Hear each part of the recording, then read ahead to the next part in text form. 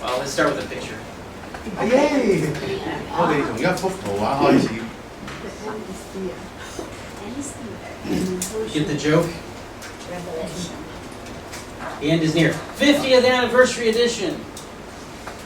世界就嚟玩完啦！呢本書第50週年嘅紀念版。Some wrong with the content. 內容好似有啲唔係好妥喎。So, we don't know the day when Jesus will return, and we don't know the day we will die, but we do know that it could be any day. 我哋咧唔知咧邊一日耶穌會翻嚟，亦都唔知咧我哋邊一日會死，但係我哋知道咧係可以任何一日嘅。In this situation, after a long time where it doesn't come back, we don't die, what happens? 喺一個咁嘅情況，佢又未翻嚟，我哋又未死，咁到底發生啲乜嘢咧？ We naturally just stop thinking about it so much. 我哋好自然咧就係，唔會再去諗幾時死或者耶穌幾時翻嚟呢樣嘢。It doesn't seem urgent. It doesn't seem urgent. 因為睇起嚟都唔係咁急嘅嘢。So it's not in the forefront of our minds. 唔係一樣我哋優先去諗到嘅嘢。Other things seem more important. 好似其他嘢仲緊要啲。But that day is important because it's the day of judgment for us. 但係其實呢一日耶穌翻嚟呢一日，或者我哋去世呢一日咧，係好重要，因為呢一個咧係一個審判嘅日。It's sort of like a big exam day. 就好似係一個好重要考試、公開試嘅一日咁。Okay, remember, some of you are doing exams. Others, out of school. Do you remember exams? Do you remember exams? Why you want us to remember? 咁大家仲記唔記得嗰陣時咧？你學校讀書嗰陣時要考試啦，咁樣嗰陣時咧 I remember. 佢好記得。How many days before a big exam did you really start to study? Day before. 你明知有考試嚟緊啊，到底你考試之前幾耐開始溫書咧 He said one day. Really? Yeah, we were on the same page. The night before, I remember, the night before I would get serious study. 佢同我都係同一路人。考試之前嗰晚咧，好認真咁讀書啊。It doesn't matter. It doesn't mean it's okay because my children are here. It doesn't mean that's okay. It's a bad example to follow. 咁咧佢啲女孩子喺度咧，就話俾大家聽呢個咧唔啱㗎。Right before the exam, is there some panic? 喺考試之前咧，就好緊張啊！死啦！ Is there some prayer? 咪知衰啦，就嗱嗱聲去祈禱啊，就嚟考試啦。This is one day before the exam. I become the most religious person on earth. 咁通常喺考試之前一日咧，我都成為一個最有一個宗教感嘅人。In Chinese, there's a great one, 臨急抱佛腳。係臨急抱佛腳。係咩？ Yeah, very similar. Yeah. Chinese is a great saying. Right at the end, you go to hug the feet of the big Buddha, something like that. Buddha. Yeah. Now, wouldn't it be so much better to spread out the preparation over time so that you would actually be well prepared on the day? No need to panic or wonder if you would pass. 但係有冇諗過咧？其實，如果我哋一路以嚟都去預備好自己，一路都預備，不停咁預備嘅時候，到真係考試嗰陣時，或者到真係嗰一日嚟嗰陣時，我哋係唔需要咁擔心咧。我哋預備好啦。Walk into the exam hall like a boss. 行入去嗰個考試場地就好似 boss 大佬咁樣。Okay. 唔驚嘅。So we need this reminder that Peter gives us. 我哋咧好需要咧彼得去俾一個提醒俾我哋。1 Peter 4, verses 7 through 9. 彼得前書4章7至9節。The end of all things is near, therefore be alert and of sober mind so that you may pray. Above all, love each other deeply because love covers over a multitude of sins. Offer hospitality to one another without grumbling. 你使唔使我？中文啊，讀咗。萬物的結局近了，所以你們要謹慎警醒地禱告。最重要的是要彼此切實相愛，因為愛能遮蓋許多的罪。你們要互相接待，不發怨言。So the importance of being ready for the end of all things is illustrated by Jesus in the parable of the 10 virgins. 去為耶穌咧對於一個迎接最後嗰一日啦，即係無論係死或者佢翻嚟嗰一日咧，耶穌有一個最好嘅比喻就係講緊10個童女嗰個比喻。So Matthew 25, 馬太福音25章 verses 1 through 13. 1至13節。I don't have that on the screen. I'm going to read that. Matthew 25, 1 through 13. Yeah, I'm going to read it. Let's do. Hi, Jerome. Come in. Come sit in the front. Let's do verse by verse. One verse. I found it. Okay. One verse by one verse. Okay. Matthew 25, 1 through 13. At that time, the kingdom of heaven will be like 10 virgins who took their lamps and went out to meet the bridegroom. 馬太福音25章1至13節第一節，那時天國好比10個童女拿着燈出去迎接新郎。5 of them were wise and 5 were foolish. 其中有5個是愚拙的，5個是聰明的。The foolish ones took their lamps but did not take any oil with them. 愚拙的拿着燈卻不預備油。The wise ones, however, took oil in jars along with their lamps. 聰明的拿着燈又預備油在器皿裏。The bridegroom was a long time in coming, and they all became drowsy and fell asleep. 新郎延遲的時候，他們都打盹睡着了。At midnight, the cry rang out, "Here's the bridegroom! Come out to meet him!" 半夜有人喊着說：新郎來了，你們出來迎接他。Then all the virgins woke up and trimmed their lamps. 那些童女就都起來收拾燈。The foolish ones said to the wise, "Give us some of your oil, our lamps are going out." 愚拙的對聰明的說：請分點油給我們，因為我們的燈要滅了。No, they replied, "There may not be enough for both us and you. Instead, go to those who sell oil and buy some for yourselves." 聰明的回答說：恐怕不夠你我用的，不如你們自己到賣油的那裏去買吧。But while they were on their way to buy the oil, the bridegroom arrived. The virgins who were ready went in with him to the wedding banquet, and the door was shut. 他們去買的時候，新郎到了，那預備好了的同他進去坐席，門就關了。Later, the others also came.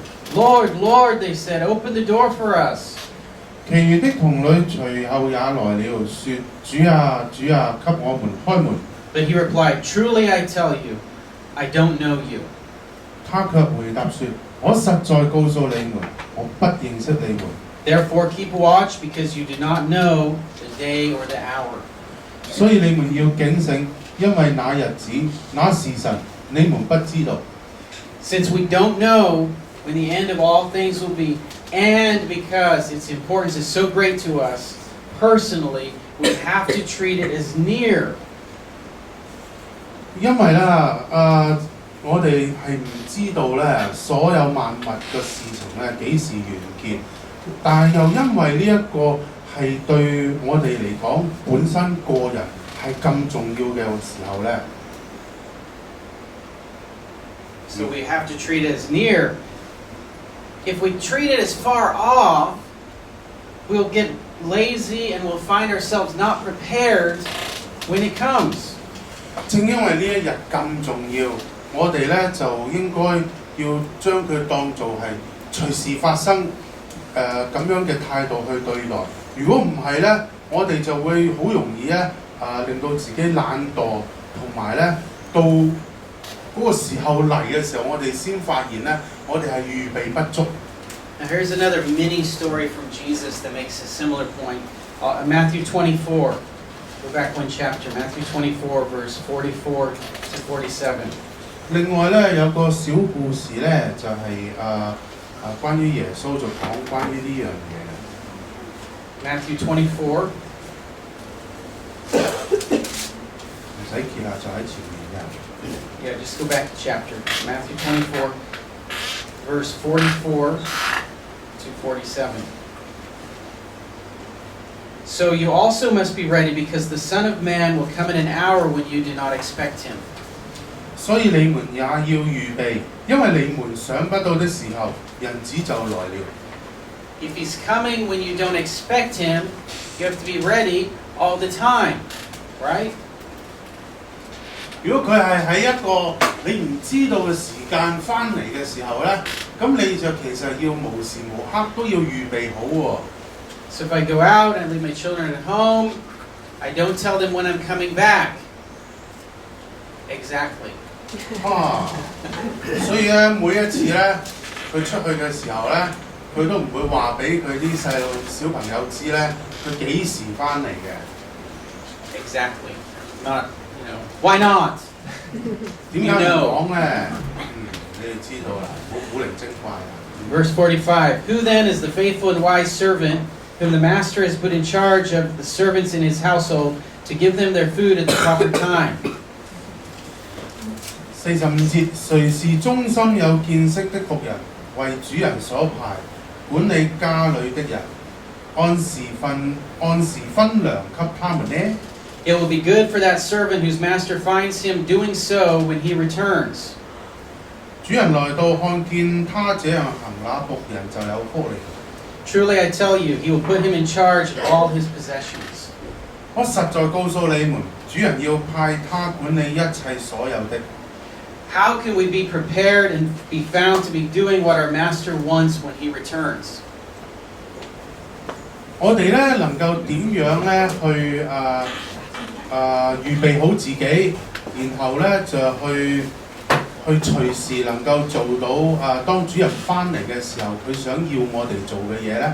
Peter says, I think about 6 things. We'll do 3 this week, 3 next week.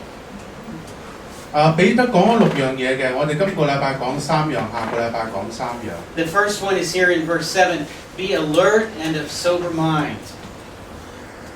第一樣咧就係等陣啊。第一樣咧就係。Chinese is a little different from the English, so Nicholas got to 第幾節應該係？第7。第7節。第5章第7節。第9節。對唔住啊！萬物的結局近了，你們要謹慎警醒。Why? So that we can pray. 喺呢度咧，我用長時間少少咧，同大家去解呢句經文，因為中文嘅翻譯咧同英文有一個根本上嘅唔同。中文咧，我哋睇呢句經文嘅時候咧，我哋咧禱告係要為我哋禱告嘅時候要謹慎警醒，咁樣理解有冇錯啊？冇啊嚇。咁但係其實英文咧，佢係講緊我哋咧。要謹慎警醒，隨時要謹慎警醒，因為我哋要預備好謹慎警醒自己嘅狀態嚟禱告嘅。所以我哋唔係就係禱告嗰陣謹慎警醒，而係我哋個人本身要謹慎警醒，為咗要禱告。Thank you. Sober-minded. 要清醒啊！What's the opposite of a sober mind? 乜嘢同清醒係相反㗎 What's the opposite of sober? Sober 咧就係呢個字咧，佢係咁講 sober 咧呢個字就係講你飲醉酒咧就係唔 sober。So the opposite of sober is drunk. 係啦。所以當我哋講我哋 sober 嘅時候，即係話我哋係清醒嘅。Okay. Now, what is a drunken mind? Not drunken, not to be drunk, but what is a drunken mind? 咁你飲醉酒嗰陣時，你個腦係諗緊咩咧？ It's a mind that lacks proper inhibitions. 哦，咁係當我哋飲醉酒嘅時候咧，我哋咧就唔能夠好好咁樣去處理諗啲嘢。Let me explain. Normally, I have inhibitions. Inhibitions. What's this word? Inhibitions. You know that. Okay. So I have. My brain will tell me if I'm doing something I shouldn't do. My brain will normally tell me stop. That's my inhibition. I'll feel like, oh, I shouldn't do that. That's my inhibition. 嗰個判斷力啊，差唔多啦。就係咧，如果我哋清醒嗰陣時咧，如果我哋做一啲我哋唔應該做嘅嘢咧，我哋個腦其實會話俾你聽，喂，唔好做喎。But when a drunken mind, the inhibitions are gone, and it's more easy for me to do things I know I shouldn't do. 但係當我哋飲醉酒嘅時候咧，呢一種咁嘅自控力定判斷力咧就會唔見咗。咁原本我哋唔應該做嘢嘅時候，做一啲唔應該嘅事嘅時候咧，我哋就冇咗嗰種控制，就照做唔理啦。Also, a drunken mind also often can't think clearly. 一個飲醉酒嘅人咧係唔能夠好清楚咁思考嘅。So it's easy to lead that kind of drunken mind. It's easy to lead a person into silly, stupid, or dangerous situations. 所以一個飲醉酒嘅人咧，好容易咧會走咗去一個好傻啦、好蠢啦，甚至好危險嘅情況。我唔飲醉酒咯。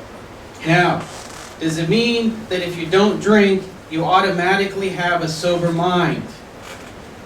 但係咧，係咪代表喂你唔飲酒就自然有一個好清醒嘅頭腦咧 Unfortunately, no. 哎呀，唔好意思，唔係喎。Lots of non-drinkers have non-sober minds. 有好多唔飲酒嘅人咧，其實佢哋個思考都係唔清醒嘅，思考好似飲醉嘅，都好似飲， I would say that. 就算佢唔飲酒都諗嘢都好似飲醉酒嘅人咁樣嘅。Wasting time on activities because they can't or won't think clearly about their actions. 喺一啲咧活動上面咧，佢哋浪費咗好多時間，係一啲佢哋唔能夠去諗清楚佢哋做緊乜嘅活動。Alert and sober-minded means that we take the end of our life and the end of the world seriously. 要謹慎警醒咧，就喺度講緊咧我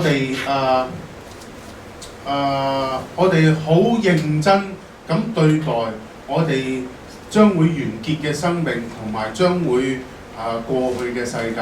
Why do we need to do that? 點解我哋要咁認真對待佢啫？ So that we can pray. 因為唔係，點解我哋要謹慎警醒咧？因為我哋能夠祈禱。We need to pray, don't we? 我哋係咪每個人都需要祈禱咧？ Why do we need to pray? 點解我哋每個都需要祈禱咧？ Here, let's look at it like this. We prepare for the end of all things by taking time regularly to pray.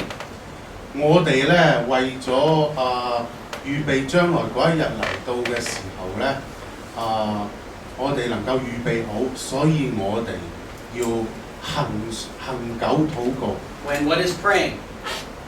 乜嘢係祈禱 What's praying? Easy definition. Anybody? What's praying? 祈禱嘅定義係乜嘢？簡單嚟講， Talking to God. 係同神講嘢啊嘛。Now, what is talking to God? My definition. What is talking to God? 咁咩係對神説話咧？ Talking to God is building your relationship with Him. 對神講嘢其實就係同神建立緊關係。Do you agree? Okay. I think that because when I spend time talking to you, a person, I'm building my relationship with you. 當我咧同緊阿 Scott 講嘢嘅時候咧，我就覺得好似其實都係建立緊同阿 Scott 建立緊關係。So that's a way we can think about our relationship to God, prayer as building a relationship with God. 所以當我哋講緊咧同上帝嘅關係嘅時候咧，我哋嘅祈禱咧都係一個好重要嘅部分。What better way to prepare for the day of judgment than by building our relationship with our judge? Is it bribing you? No. 有乜嘢咧？去預備呢個審判日咧，係好得過去同呢個審判官建立一個好嘅關係咧。Second way that Peter tells us to be prepared is in verse 8. Above all, love each other deeply because love covers over a multitude of sins. 第二點咧，頭先我哋話有3點預備萬物嘅結局嘅時候，第一點就謹慎警醒啦。第二點咧就係彼得講，最重要的是要彼此切實相愛，因為愛能遮蓋許多的罪。What does it mean that love covers over sin? 愛能遮蓋許多的罪，到底係咩意思啊 Bible study this morning has helped me a little bit with this. It came up, someone brought it up. Sorry, I missed it. It's an advertisement to come to morning Bible study. Yeah. 今朝 Yeah, this morning I was helped with this. We were talking about it in Bible study. 今朝嘅主日學就講緊呢樣嘢。咁啱有人提起。有人問起傾嘅過程，我都要得着嘅。notes 冇嘅。when someone talk about this and between the conversation, he got something. That's right. I'm going to share it to you. It's not your notes, Nicholas. Yay! Okay, so what does it mean? Cover over sin. 乜嘢叫遮蓋許多的罪 Thinking about it this week, I thought it must mean forgive. Must.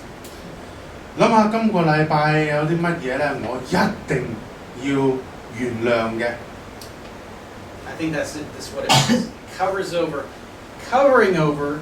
Love covering sin means forgiving sin. 遮蓋許多的罪咧，可以諗做係一個饒恕、原諒許多的罪。And from Bible study this morning, does not mean ignoring sin. 我哋去饒恕呢啲罪嘅時候，我哋唔係喺度忽視緊佢，唔係將嗰啲罪咧擺埋一邊。Not ignoring it. Here's why I think that, because whose sins are forgiven? Because of love, whose sins are forgiven? 我哋唔係單純咧有人咧，譬如有人對我哋做啲唔好嘅嘢喺我哋身上犯罪，我哋唔係單純將呢啲咧分割開去，而係用愛咧去饒恕，去分解呢一個罪嘅結果。Our sins are forgiven, right? Our sins are forgiven through love. 我哋自己嘅罪啊，係咪已經被饒恕咗啊？ And how was that? By God ignoring them? 但我哋嘅罪被神饒恕嘅時候，係咪單單因為神去忽略咗我哋犯嘅罪咧？ No, it wasn't because he ignored them. It's because he did something to pay the price for them. He forgave our sins, but at a high cost to himself. 但係咧，我哋嘅罪咧，當我哋嘅罪去被洗乾淨嘅時候咧，被饒恕嘅時候咧，唔係神就咁忽略咗唔理我哋嘅罪，而係神去做咗一啲嘢，付出一個好沉重對神自己嚟講好沉重嘅代價嚟到饒恕洗乾淨我哋嘅罪。And why would he do that? 點解神要付出咁重嘅代價嚟饒恕我哋嘅罪咧？ Because he loves us deeply. He loves us deeply. 因為神係好愛我哋嘅。Now that's how we're to be prepared, is by doing the same thing that God has done for us, is doing it for others. 當神對我哋付出咁大嘅愛去饒恕我哋嘅罪嘅時候，我哋都應該好似上帝咁樣用好大嘅愛去饒恕其他人嘅罪。So love each other deeply. 所以要互相彼此嘅切實相愛。And when we do that, even though it's not easy and it will cost us something, what will happen? We will end up forgiving the sins of those who have sinned against us. 當我哋真係做到每個人彼此切實相愛嘅時候，哪怕有陣時我哋會付出好重嘅代價，會好辛苦，但係個結果係咩呢？就係、我哋能夠去饒恕，去原諒嗰啲好多嘅罪。How are you doing with your love and forgiveness today?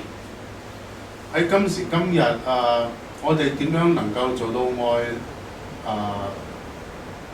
能夠去饒恕好多嘅罪。你今日依家做成點？好嘅。咁我哋頭先講咗咁多，用愛心去原諒好多嘅罪嘅時候，我哋喺呢一個題目上面，我哋能夠做到幾多呢？今日 Wouldn't it be a horrible thing that if at the moment Jesus returned, you were in the act of withholding forgiveness from someone? 當耶穌而家翻嚟嘅時候，我哋能唔能夠去同耶穌講，我哋而家原諒咗？想像下，假如呢一刻有一刻耶穌翻嚟，嗰一刻你咁啱，嗰一刻唔寬恕人，咁啊，點算啊？你諗下，OK， 譯咗啦。Number 3. There's a third thing that Peter says needs to be part of being ready. 第三點，彼得咧就講呢個。Offer hospitality to one another without grumbling. 你們要互相接待，不發怨言。What is hospitality? 乜嘢係接待？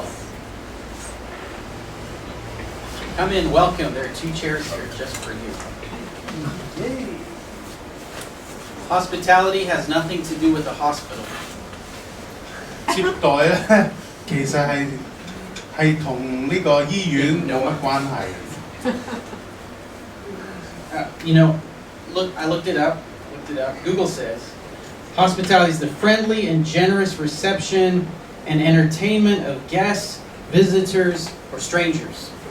根據呢個 Google 唔係百度所講嘅，就hospitality 接待咧就係一個好友善同埋一個好大方嘅禮待，甚至乎咧唔係甚至乎去禮待去娛樂我哋嘅嘉賓啦、探訪者啦、同埋陌生人。How are you doing? 我哋對呢個接待呢樣嘢，我哋覺得做得點咧？做得好唔好咧？ When was the last time you received and entertained a guest, visitor, or stranger in a friendly and generous way? 你對上一次去接受、去邀請、娛樂一個嘉賓、一個見面嘅人，同埋或者一個陌生人，係用一個好友善、好大方嘅方式咧。We don't get the opportunity every day. 我哋 You do. 我哋唔係 Very good, very 我哋 good. 唔係日都係。Oh, clients around here. Basically, me every day too. Okay. Maybe you do. Maybe you're a lucky person who gets an opportunity to do this every day. Yeah, praise the Lord. Yeah. How are you doing? Huh? Having fun? Yeah. No. They having fun, not me. Okay. So we might not be every day, but when we have the chance, if it's every day or once a month or once a week, when we have the chance, do you do it without grumbling?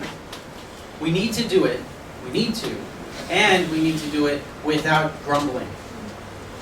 我哋咧唔係淨係接待咁簡單，但係當你有機會去接待唔同嘅人嘅時候，你能唔能夠做到不發怨言呢？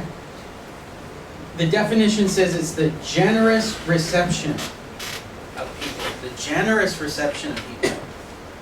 呢度咧係講緊一個好大方去去招待去接納人。So I think if we're grumbling, it doesn't really count as hospitality. 所以其實咧，當我哋發怨言嘅時候咧，某程度上就算唔上係一個招待。You know how someone is doing something for you, and halfway through you realize that they don't really want to? 你有冇見過或者試過有一啲人咧對你好好，但係去到一半咧，你發現其實嗰啲人咧，其實唔係真心想對你好好咧。What do you do then? 咁當你發現咁嘅時候，你會點咧？ You have two choices, I suppose. You could say, okay, stop, thank you very much, I don't really need your help, thank you, bye-bye, the party's over. 咁啊，第一個反應可能係，好啦，唔使啦，我心領啦，走啦，多謝你。But sometimes you really need their help, and you can't fire them, you can't kick them out because you really need their help, and so you just have to, you know they don't want to help, but you keep taking their help, and you just feel terrible. 第二種咧就係、你其實咧你真係好需要呢個幫忙，好需要呢個 favor。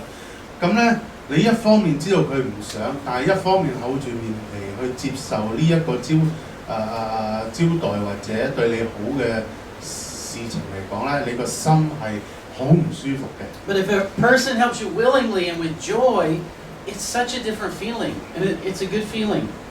但係咧，如果你知道嗰個人幫你嘅時候，佢係幫得好願意、好樂意嘅時候咧，咁我哋作為被幫嘅，其實都係一個好開心嘅狀態。Of all the things Peter could say about getting ready for the end of the world, he mentions hospitality. Does it seem a bit odd? Out of the blue? 但係有冇諗到咧？當彼得咧同我哋講緊一個主題就係預備我哋走嗰一日，或者呢個世界完結，耶穌再翻嚟嗰一日，彼得講呢個主題嗰陣時咧，其中一點就係講緊接待喎。What does hospitality have to do with the end of all things? 到底接待同呢個末期嘅日子有乜嘢關係？ Did you know that Jesus has gone to heaven to prepare a home for us? 大家知唔知咧？主耶穌佢翻去天家咧，其實係為我哋預備住處㗎。He says, "In my Father's house there are many rooms." 主耶穌話喺我天父嗰度有許多住處。In heaven, we are going to be receiving God's hospitality.